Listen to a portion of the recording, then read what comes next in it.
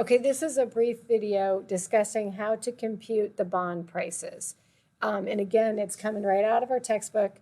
But what I want you to understand is you don't have to compute this on your test, but you do want to just maybe understand the basics of it, just the concepts involved, and sometimes it's nice to see the numbers behind it.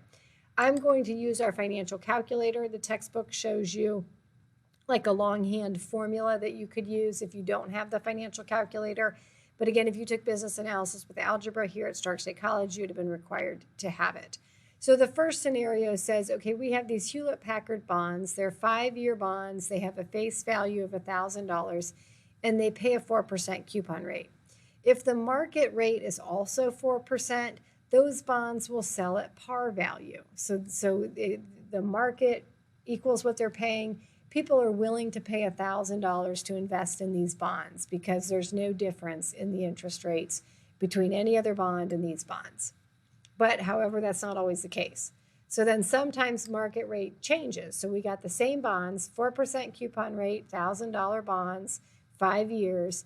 But now say the market has gone up to 5%. So other bonds in the market, I'd go invest 5%. How much would I be willing to pay for these bonds that only pay me 4%? So if I come to my calculator, they're 5-year bonds, so that is my N. The rate of interest that we put in the IY is the market rate. So the market rate has increased to 5%. We're trying to figure out what they'll sell for today, so that's our present value. The payment is the $1,000 face value times the 4% coupon rate, which gives us the $40. So that's my payment.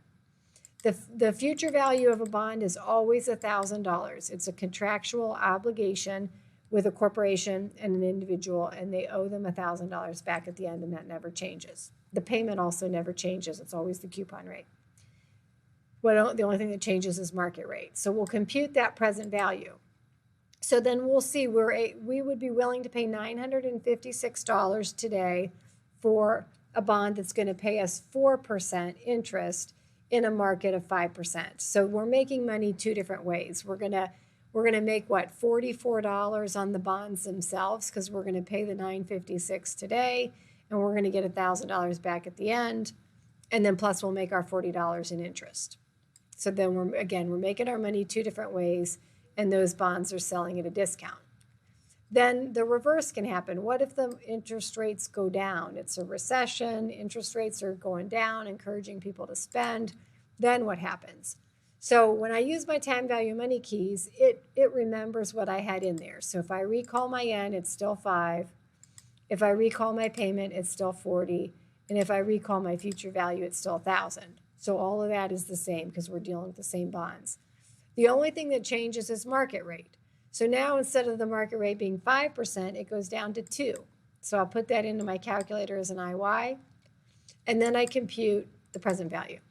So then we can see the bonds are selling at a premium. I'm willing to pay more to invest in these bonds because they're going to pay me 4% each year for the next 5 years instead of 2%, which the other bonds are paying.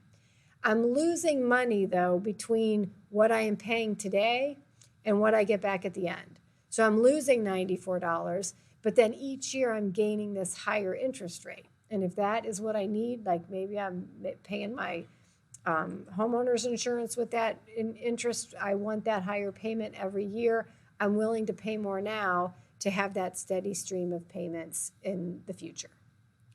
So that's really the basics of the bonds. And again, you don't have to do it, but if it helps you to understand, I always use my time value money keys on my calculator to compute those.